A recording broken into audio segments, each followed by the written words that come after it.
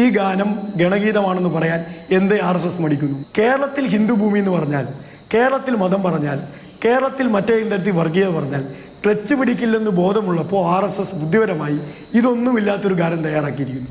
ഈ ഗാനത്തിന് കുഴപ്പമുണ്ട്. കാപട്യം ഈക്വൽ ടു, കള്ളത്തരം ഈക്വൽ ടു, ചരിത്രബോധമില്ലായ്മ ഈക്വൽ ടു, ശാസ്ത്രബോധമില്ല ഈക്വൽ ടു RSS. ഇതാണ് യഥാർത്ഥ RSS. ശ്രീ ശിവപ്രസാദ്, ഇപ്പോൾ പൊതുവിദ്യാഭ്യാസ വകുപ്പ് ഇതിൽ അന്വേഷണം പ്രഖ്യാപിച്ചിട്ടുണ്ട്. വിദ്യാഭ്യാസ മന്ത്രി പറഞ്ഞത് ഇതിന്റെ NOC നൽകുന്നത് സംസ്ഥാന സർക്കാരാണെന്ന് ഓർക്കണം എന്നൊക്കെയാണ്. അത് വേണമെങ്കിൽ ഒരു ഭീഷണിയുടെ ഗണത്തിൽപ്പെടുത്താവുന്ന ഒന്നാണ്. ഇത് RSSന്റെ ഗണഗീതമാണ് എന്ന് പറഞ്ഞു വെക്കുകയാണ് എങ്കിലും അത് വിദ്യാർത്ഥികൾ ഒന്നിച്ച് അവിടെ നിന്ന് പാടുന്ന സമയത്ത് എന്തെങ്കിലും തരത്തിലുള്ള ഔദ്യോഗിക അജണ്ടയിൽ ഉൾപ്പെടുത്തുകയോ പരിപാടിയിൽ ഉൾപ്പെടുത്തുകയോ, നേരത്തെ ശ്രീ TP ചന്ദ്ര മാസ്റ്റർ പറഞ്ഞതുപോലെ യാതൊരു കാര്യപരിപാടിയിലും ഉൾപ്പെടുത്തിയിട്ടുള്ള ഒന്നല്ല.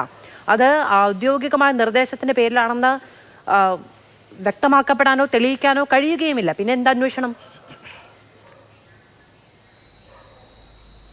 പ്രിയപ്പെട്ട മാധു, നമ്മളിതിനകത്ത് മനസ്സിലാക്കേണ്ടത് 3 പ്രധാനപ്പെട്ട കാര്യങ്ങളാണ് ഈ ചർച്ചയിൽ നമ്മൾ ചർച്ച ചെയ്തുകൊണ്ടിരിക്കുന്നത്. ഇതാണല്ലോ ഇത് ചർച്ച.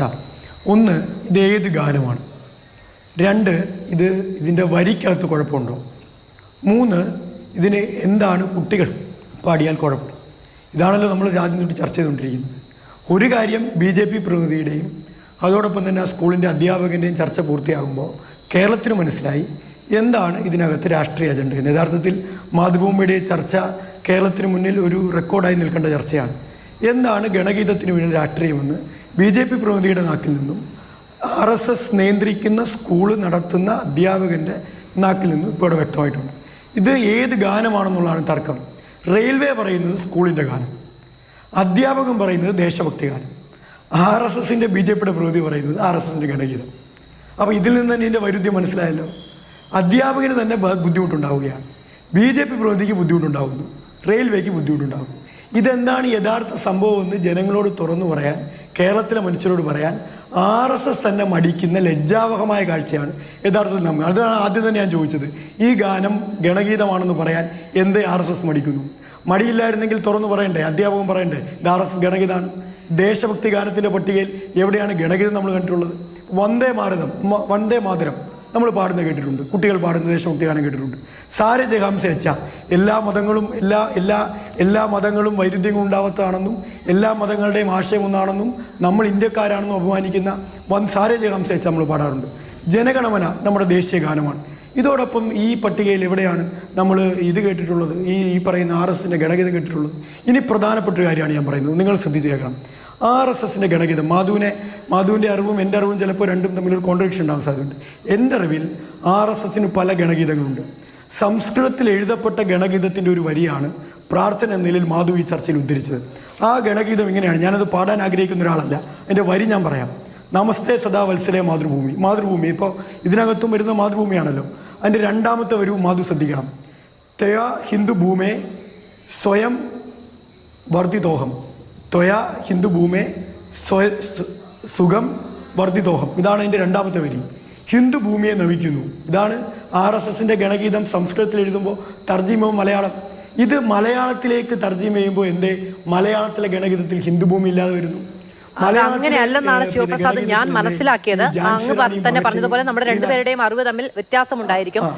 ഈ പറയുന്ന ഗണഗീതങ്ങളെ കുറിച്ച് ആധികാരികമായി പഠിക്കുക എന്നുള്ളതല്ലോ ഈ സമയത്തിനുള്ളിൽ. പക്ഷേ ഞാൻ മനസ്സിലാക്കുന്നത് ഒന്ന് പ്രാർത്ഥനയും ഒന്ന് ഗണഗീതവുമാണ്. ഗണഗീതങ്ങൾ മാറി മാറി വരും, പക്ഷേ ഈ പ്രാർത്ഥന അങ്ങനെ തന്നെ നിൽക്കുന്നതാണ്. അതെ ഞാൻ മനസ്സിലാക്കുന്നത് RSSൻ്റെ ഗണഗീതം ഞാൻ ഉദ്ധരിച്ച വരി DK ശിവകുമാർ, നിങ്ങൾ നേരത്തെ പറഞ്ഞതുപോലെ DK ശിവകുമാർ കർണാടക നിയമസഭയിൽ പറഞ്ഞ ആ വരി RSSൻ്റെ ഗണഗീതമാണെന്നാണ് ഞാൻ വിശ്വസിക്കുന്നത്. ആ ഗണഗീതം കേരളത്തിലേക്ക് വരുമ്പോൾ എന്തേ ഹിന്ദുഭൂമി ഇല്ലാതെ പോകുന്നത്? ഇവിടെയാണ് RSS ഇത് പറയാൻ വേണ്ടിയാണ് ഞാൻ പറഞ്ഞത്. ഇതാണ് RSS തന്ത്രം. കേരളത്തിൽ ഹിന്ദുഭൂമി എന്ന് പറഞ്ഞാൽ, കേരളത്തിൽ മതം പറഞ്ഞാൽ, കേരളത്തിൽ മറ്റേ തരത്തിൽ വർഗീയത പറഞ്ഞാൽ ക്ലച്ച് പിടിക്കില്ലെന്ന് ബോധമുള്ളപ്പോൾ RSS ബുദ്ധിപരമായി ഇതൊന്നുമില്ലാത്തൊരു ഗാനം തയ്യാറാക്കിയിരിക്കുന്നു. ഈ ഗാനത്തിന് കുഴപ്പമുണ്ട്. വരികളിൽ ഹിന്ദുത്വമില്ലെന്നേ ഉള്ളൂ, പക്ഷേ ആശയം ഹിന്ദുത്വമാണ്. വരികളിൽ ഹിന്ദുത്വം വെക്കാത്തത് എന്തുകൊണ്ടാണ്? കേരളത്തിലെ ജനങ്ങൾ അംഗീകരിക്കത്തില്ലെന്ന് മനസ്സിലായതുകൊണ്ടാണ്. കേരളത്തിലെ ജനങ്ങൾ വർഗീയമായ ചേരിതിരിവിനെ അംഗീകരിക്കാത്തതും പ്രോത്സാഹിപ്പിക്കില്ലെന്നും ബോധ്യപ്പെട്ടതുകൊണ്ടാണ് സംസ്കൃതത്തിലെ ഗണഗീതത്തിൽ ത്വയേ ഹിന്ദു ഭൂമിയെ വരികയും മലയാളത്തിലേക്ക് വരുമ്പോൾ അത് വരാതിരിക്കുകയും. ഇതാണ് കോൺട്രഡിക്ഷൻ, RSSൻ്റെ കോൺട്രഡിക്ഷൻ. കാപട്യം ഈക്വൽ ടു, കള്ളത്തരം ഈക്വൽ ടു, ചരിത്രബോധമില്ലായ്മ ഈക്വൽ ടു, ശാസ്ത്രബോധമില്ല ഈക്വൽ ടു RSS. ഇതാണ് യഥാർത്ഥ RSS. യഥാർത്ഥ ചരിത്രവുമായി എന്തെങ്കിലും ബന്ധം RSSന്റെ ദേശസ്നേഹത്തിനുണ്ടോ? നിങ്ങൾ പരിശോധിക്കേണ്ട കാര്യം എന്താ? നിങ്ങൾ പരിശോധിക്കാൻ ദേശസ്നേഹ ഗാനമാണെന്നാണ് അധ്യാപകൻ പറയുന്നത്. RSSന്റെ ഗണഗീതം അതിൽ വ്യത്യാസമുണ്ട്.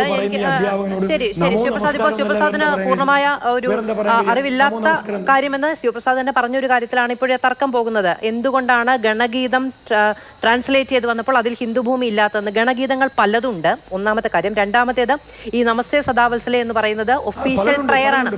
ഒഫീഷ്യൽ പ്രയർ ആണ്, അത് ഗണഗീതമല്ല, ഒഫീഷ്യൽ പ്രയർ ആണ്. അത് വിടും. അത് വിടും. എന്റെ പോയിന്റ് അത് തന്നെയാണ്. എന്റെ പോയിന്റ് മാരീജന്മാരാണ് ഇവർ. അതാണ് എന്റെ പോയിന്റ്. മാരീജൻ, എന്റെ പോയിന്റ് മാധു വളച്ചൊടിക്കണ്ട.